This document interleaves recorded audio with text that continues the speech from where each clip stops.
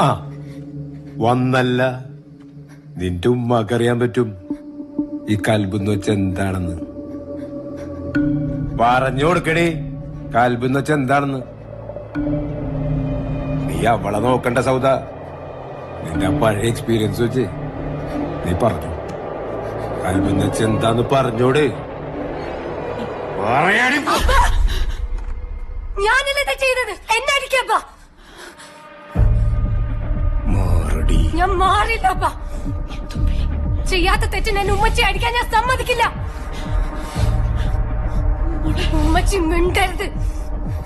ഇനി എന്റെ ഉമ്മച്ചി ഉപദ്രവിക്കാൻ ഞാൻ സമ്മതിക്കില്ലപ്പാ.